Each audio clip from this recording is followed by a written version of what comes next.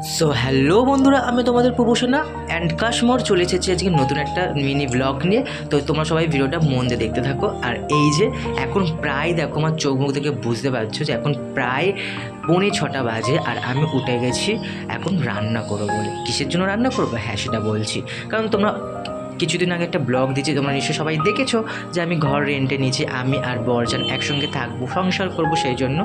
তো সেই জন্য এখন আমি ওদের জন্য রান্না করব, ওরা কাজে যাবে খাবার নিয়ে। তো এই যে বাড়িটা দেখো ব্যালকনি থেকে কতটা সুন্দর লাগছে, আর এই দেখো তোমরা আলোটা দেখে বুঝতেই পারছো যে এখন প্রায় পুরো ভোর, এটা তোমাদের দেখানোর জন্যই। তো চলো রান্না শুরু করি।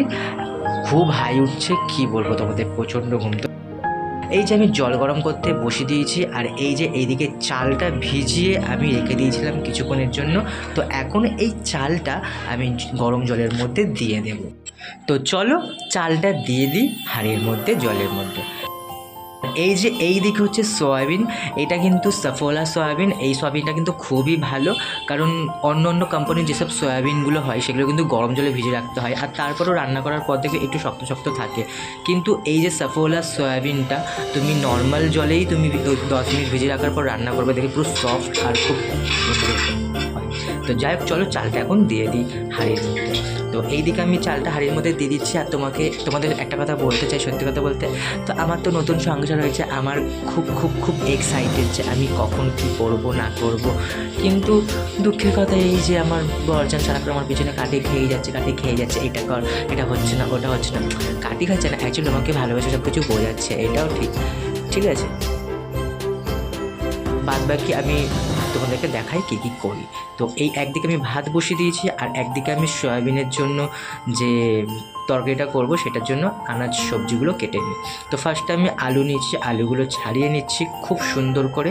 আর এই আলু ছাড়ানোর একটা স্টোরি আছে, আমি কিন্তু আলু ছাড়াতে কিন্তু খুব একটা ভালোই পারি, একটু একটু আলু ছাড়া লেগে থাকে গায়ে ছাল, সেই জন্য কিন্তু আমার বরজান আমাকে খুবই বকা দেয়।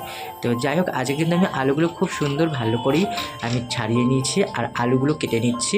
সয়াবিনের আলু সবাই খুব ভালো করে জানো যারা রান্না করো, যে কেমন আলু কাটতে হয়। সয়াবিনের আলু আর ডিমের ঝোলের আলু সেমই হয়। তো চলো আলুগুলো কেটে নিচ্ছি, আর আলুগুলো কেটে নেওয়ার পর আমি টমেটো কাটবো। এই যে দেখো আমার আলুগুলো কিন্তু কাটা হয়ে এসেছে। তো এবার আমি কাটবো টমেটো। আর আমার না কোনো তরকারিতে এই টমেটো না দিলে যেন ভালো লাগে না। টমেটো আমার খুব পছন্দের একটা সবজি, এটা কাঁচা খেতেও আমার খুব ভালো লাগে, কিন্তু টমেটোর যা দাম পড়েছে তো এখন তো খেতে পারবো না কাঁচা, তো রান্না করেই খাই, এটাই আমাকে করতে হবে। তো যাই হোক, এখন কিন্তু আমি তোমাদের যে ভয়েস ওভারটা দিচ্ছি, এইটা আমি এখন চা বানাতে দিচ্ছি। তো তোমরা হয়তো রান্নাঘরের আওয়াজটা শুনে বুঝতে পারছো একটু হলফিল লাগছে, দরজা জানলা সব বন্ধ করে যেন কোনো আওয়াজ না আসে, সেই জন্য আমি ভয়েস ওভারটা দিচ্ছি। টমেটো আমি কেটে নিলাম, আর এইদিকে আমি একটা পেঁয়াজ নিয়েছি, পেঁয়াজটাও কেটে নেবো। পেঁয়াজটা আমার মনে হয় আর একটু ছোটো পেঁয়াজ নিলে ভালো হতো, কিন্তু আমার মনে হয় যে না, আজকে খুব কষিয়ে রান্নাটা করবো মশলাদার করে, তো সেই জন্য একটু বড় পেঁয়াজ নিলাম, ভালো একটু রিচ করে করবো রান্নাটা। যাই হোক, এখন আমার পেঁয়াজ কাটা হয়ে গেছে, আর এই যে এখন আমি বসে পড়েছি কড়াটা নিয়ে, দাঁড়িয়ে পড়েছি। তো যাই হোক, চলো গ্যাসটা জ্বালিয়ে নিই, কড়াটাও বসিয়ে দিয়েছি, আর এখন আমি দেবো গরম তেল, কড়াই, তেলটা গরম করতে। তো এই যে আমি তেলটা ঢেলেছি, আর আমি এই বোতলগুলোর মধ্যে তেল ঢেলেছি, একটা বোতলে সর্ষের তেল ঢেলেছি আর একটা বোতলে সাদা তেল রেখেছি। অবশ্যই সবাই জানি তো এই বোতলের মধ্যে তেলগুলো কি রেখে ভালো লাগছে, ঠিক আছে। তো যাক, এই যে দেখো আমার এখন মশলা কষানো হয়ে গেছে, আর এটার মধ্যে কিন্তু আমি খুব বেশি কিছু দিইনি, জাস্ট জিরে, শুকনো লঙ্কা, তেজপাতা ফোড়ন দিয়ে ওর মধ্যে জিরের গুঁড়ো, লঙ্কার গুঁড়ো, ধনের গুঁড়ো দিয়েছি অল্প করে দিয়ে ভালো করে কষিয়ে ওটার মধ্যে টমেটো দিয়ে দিয়েছি, টমেটো দিয়ে ভালো করে কষিয়ে তারপর আলুগুলোকে একটু ভাজা করে নিয়েছিলাম আগে থেকে, তো ওই আলুগুলোকে আবার দিয়ে অনেকক্ষণ ধরে আমি প্রায় কষিয়েছি। মশলা তোমরা যত বেশি কষাবে, সবাই জানো খুব ভালো করে যে তরকারি তত বেশি টেস্টি হয়। আর কতটা রিচ হচ্ছে তুমি লাল লাল সেটা দেখলে বুঝতেই পারবে। তো যাই হোক, যতক্ষণ তরকারিটা হচ্ছে ততক্ষণ আমি একটু বাসনগুলো মেজে নিই, কারণ অনেকগুলো বাসন হয়ে গেছে।